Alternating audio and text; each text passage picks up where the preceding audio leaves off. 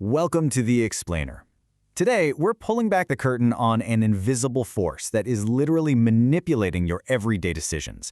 It's operating right now, completely behind the scenes of your mind, shaping what you think, what you buy, and even who you trust. We love to think of ourselves as these highly rational creatures, making logical choices based on hard evidence. But the research we're digging into today, well, it tells a very, very different story. Think about it. Why do we fall for fake news, even when we absolutely know better? Why do human investors completely ignore complex math to buy certain stocks? And why do we find specific patterns or faces beautiful? Now, you might be thinking, what do politics, finance, and art have to do with each other? They seem completely unrelated, right? But it turns out they all share a single, surprising psychological mechanism. It's a biological shortcut that basically dictates our lives. Okay, let's dive right into part one. What is processing fluency? To really get what's going on here, we have to look at how our brains actually function moment to moment. At its core, the answer is processing fluency. Basically, this is just a fancy way of describing the ease with which information flows through your mind. Look, our brains are naturally lazy, and hey, I don't mean that as an insult. We're making tens of thousands of decisions every single day. If we had to deeply critically analyze every single piece of data we bump into, our brains would literally short-circuit. So, swift processing fluency helps us quickly comprehend things and make decisions seamlessly. When something is easy to process, our brain actually rewards us. It feels good. But where exactly does this ease come from?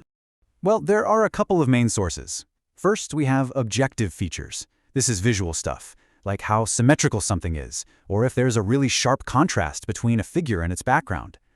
Our eyes and our brains just digest that stuff super easily. Second, there's experience. This comes from repeated exposure or how closely something matches what we expect it to be. If you see something over and over again, your brain actually uses less energy to process it the next time. And here's the crazy part. This feeling of ease is literally pleasurable to us. It feels inherently good. And because of that, we often mistake that simple ease of processing for goodness, beauty, or even truth. Which brings us to part two, the illusory truth effect. This is the first major pillar our puppeteer controls. Digging into an EBSCO research starter on the subject, we find a truly terrifying cognitive bias called the illusory truth effect. This is a phenomenon where just being repeatedly exposed to false information actually leads people to believe it's true. And that happens even if they initially recognize it as completely false. Because processing fluency relies heavily on familiarity, we just use that familiarity as a shortcut for truthfulness. It completely overpowers our own rational thought. So the crucial point here is this exact internal monologue. That sounds familiar, so it must be correct. We aren't actively thinking this out loud, but our brain feels that smooth, easy processing of a repeated statement and just signals to us, yep, that's a verified fact. Your mind is literally being tricked into creating a false memory that you then rely on to make decisions. And guys, this is exactly the playbook for how fake news, political propaganda, and targeted social media ads hack your brain. Step 1. You're exposed to a piece of false information. Maybe you even totally reject it at first. Step 2. Increased processing fluency kicks in via repetition. You see it again and again as you scroll. Step 3. The creation of a false memory masking as truth. Your mind just conflates that growing familiarity with factual accuracy. Advertisers and, questionable politicians absolutely rely on this.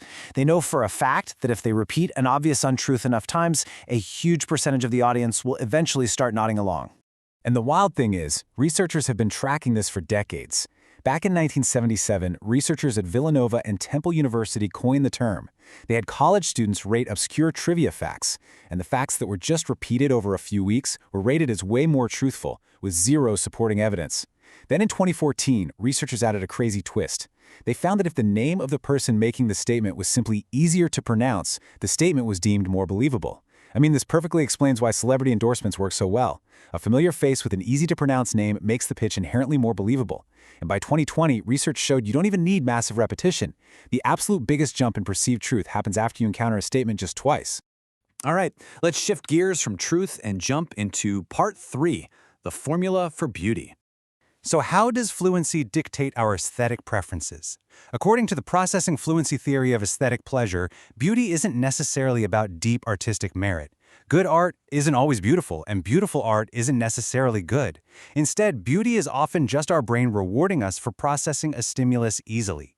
We use that pleasant, fluent feeling as literal information to judge aesthetic appreciation. And what's really cool is that if this fluent processing comes as a surprise, like we didn't expect it to be so easy to digest, it actually hits us with a much stronger positive impact. And this brilliantly illustrates what researchers call the inverted U-shaped function in aesthetics. Think of it like a curve. If a pattern is highly complex, it's disfluent. It's tough for the brain to process, so we score its beauty pretty low. But look at the low complexity side. If it's too simple, our brain immediately detects why it's so easy. We think, oh, it's just a basic square. And our brain discounts the experience. We don't see it as beautiful. It's the middle ground, medium complexity. That's where the pattern is just complex enough to be interesting, but structured enough to be processed smoothly. That's the sweet spot that hits our peak aesthetic preference. We've covered truth. We've covered beauty. Now let's look at the macro level with Part 4, Fluency on Wall Street. Get this. This invisible puppeteer is actually moving billions of dollars in the global stock market.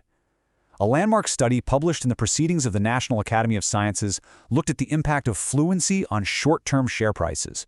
In their first study, they just gave people entirely fabricated stock names. No financial data, no industry background, just the names. And participants blindly predicted that companies with simple, easy-to-pronounce names would appreciate by nearly 4% over a year. Meanwhile, companies with complex names, they predicted a depreciation of almost 4%. Literally without a single piece of real data, investors just assume a fluent name equals a profitable company. But hey, maybe that's just a lab trick, right? Wrong. The researchers looked at real, naturalistic data from the New York Stock Exchange. They found that if you invested $1,000 in a basket of the 10 most fluently named shares, you yielded $112 more profit after just 1 day of trading compared to the 10 most disfluently named shares. And that fluent basket, it continued to massively outperform the disfluent basket after a week, 6 months, and even a full year. Now, what's really fascinating here is the researchers wanted to prove this wasn't just about a company using some trendy buzzword, so they looked purely at 3-letter ticker codes. Even in a context with zero real meaning attached to the letters, pronounceable tickers, like CAR, massively outperformed unpronounceable ones, like RDO, in the short term across multiple stock exchanges. And they completely controlled for company size and industry. It wasn't just that bigger, better companies had better names. The sheer pronounceability of a random 3-letter code was moving real money. This just shows us exactly how irrational Wall Street can actually be. You've got economists who have spent decades building these highly complicated mathematical models that continually fail to predict short-term share price movements. In fact, it's a running joke among some economists that a monkey throwing darts at a dartboard is just as likely to pick a winning short-term stock as a seasoned analyst. Why? Because human investors are absolutely overwhelmed by information. So what do? We rely on mental shortcuts, heuristics, instead of complex math. We literally just choose the stocks that are easiest for our lazy brains to read. Simple cognitive quirks outperforming complex economic models. Unbelievable, right? But wait, just when you think you've got it all figured out, let's get into Part 5, the disfluency plot twist. Because everything we've seen so far points in one direction. But you have to wonder, is easier always better? Does mental friction or a little bit of struggle ever actually benefit us? Well, a 2021 Swedish master's thesis by Sinol Bo Aram out of Linköping University introduces an awesome plot twist. The study tested 93 participants using a web task where they had to pair faces of parents to their offspring. They mixed up the difficulty, making some pairings super obvious and others really, really tough. This was a test of low fluency. And they found this incredible irony. The harder tasks actually led to more positive evaluations of those faces later on. Why? Because making the brain struggle a little bit actually forces us to process things deeper. It creates a stronger, more durable memory trace, so the face actually feels much more familiar later. So yeah, sometimes a little mental friction actually makes us appreciate something on a deeper level. So, as we wrap up this explainer, I want to leave you with a challenge. From the news articles you believe are true, to the art you find stunningly beautiful, to the actual financial investments you make, an invisible puppeteer is pulling the strings of your cognitive biases. The next time you make a snap decision, take a step back and ask yourself, are you actually thinking or is your brain just processing fluently? Thanks so much for joining me today, and hey, stay curious out there.